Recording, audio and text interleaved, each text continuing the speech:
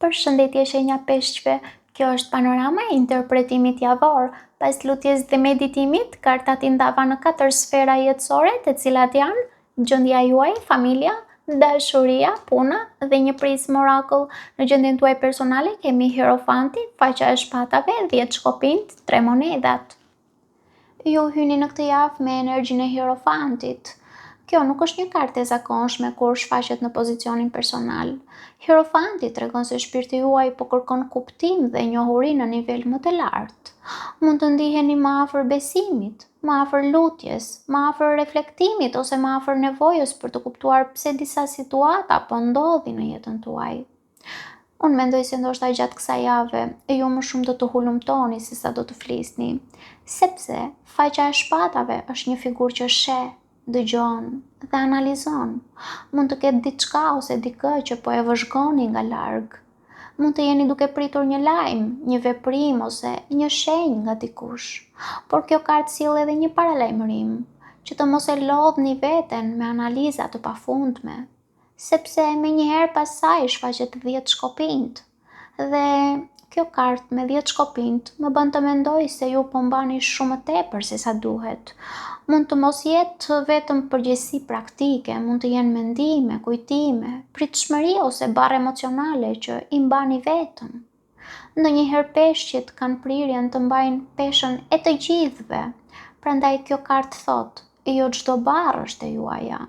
Dhe ja pse 3 monedat është karta e fundit, sepse Zoti ju kujton se nuk keni përse ta bëni gjithçka vetëm. Ka njerëz që mund t'ju ndihmojnë, mund t'ju këshillojnë ose të ecin përkrah me ju. Kartat këshillojnë të mos izoloheni brenda mendimeve tuaja. Nëse keni nevojë për ndihmë, kërkojeni. Nëse nuk ju jepet ndihma, mos u dorëzoni, por luftoni. Nuk është dobësi të kërkosh mbështetje apo të drejtën e mohuar. Kalojmë tek familja. Në familje kemi 5 shpatat perandori, 2 shkopinjt, mbreti i kupave. Në familje 5 shpatat flet për situata ku dikush fiton debatin, por humbet paqen. Mund të ketë pasur ose mund të ketë keqkuptime, tensione ose fjalë që kanë lënë ose mund të lënë gjurmë. Unë nuk e ndjej domosdoshmërisht si konflikt të hapur, mund të jetë edhe një energji e fshehur pa kënaqësie. Por menjëherë pas saj shfaqet perandori dhe kjo më bën të mendoj se në familje mund të ekzistojë nevoja për disiplinë, për rregull, për kufi dhe qartësi. Mund të jetë një figurë mashkullore e rëndësishme në energjinë e dashit ndoshta për disa nga ju, ose mund të jeni ju vetë të konvertuar në këtë energji që nënkupton se duhet të merrni një qëndrim më të fortë, më autoritar ose autoritare. Megjithatë, ajo që më pëlqen është se kjo energji nuk përfundon në konflikt, sepse 2 shkopinjt tregon se po shikohet drejt së ardhmes, sikur po bëhen plane. Dhe mbreti i kupave është rezultati.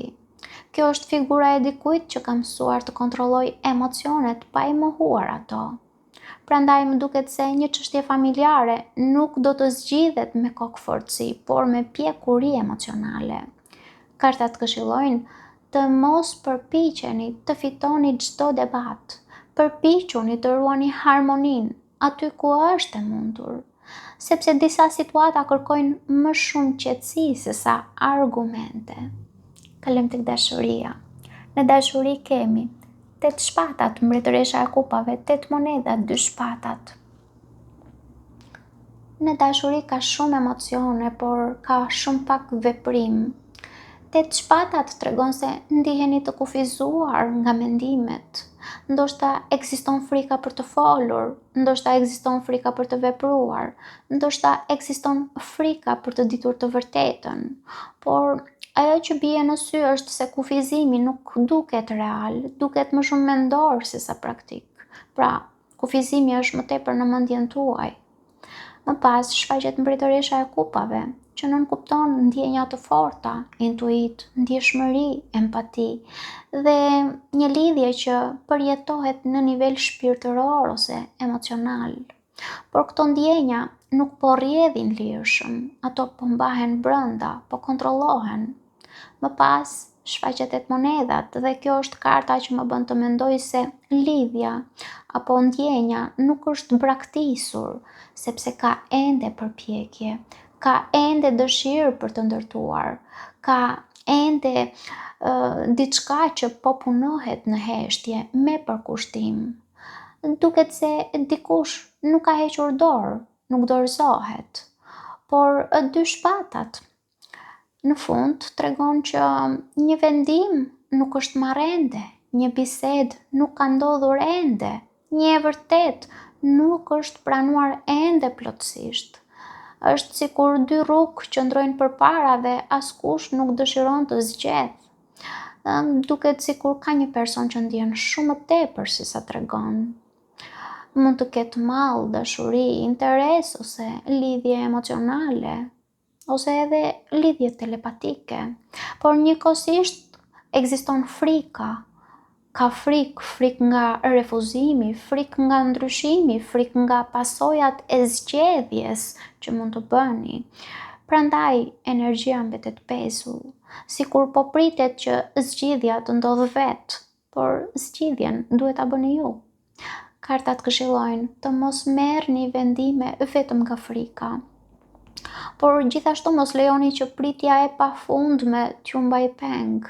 Pyeteni veten, çfarë do të bëja unë nëse nuk do të kisha frikë? Sepse përgjigja mund të jetë shumë afër së vërtetës suaj.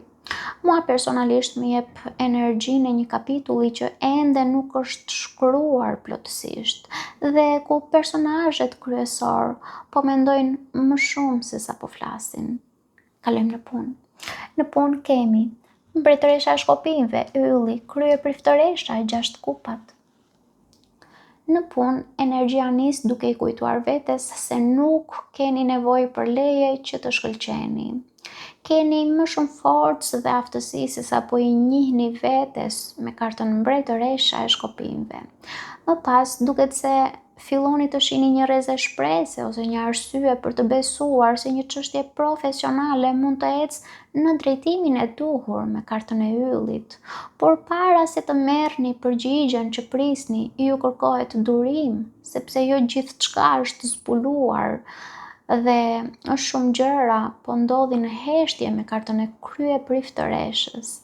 Në fund, situata duket se lidhet me diçka ose me dikë nga e kaluara, që mund të jetë një mundësi që rikthehet ose mund të jetë një rrugë e njohur që hapet përsëri para jush me kartën 6 kupat. Madje unë do të thoja që krye priftëresha para 6 kupave shpesh më bën të mendoj se diçka që sot është ende e fshehur, së shpejti do të zbuloj lidhjen e saj me të kaluarën tuaj.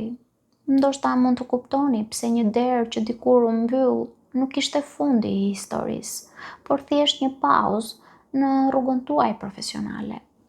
Kalojmë në prizëm Oracle ku kemi pushim. Këtë javë, unë do të thoja mos kërkoni me forcë përgjigje nga bota. Kërkojini së pari nga zemra juaj. Ajo tashmë di më shumë se sa mendja juaj po pranon. Paçim.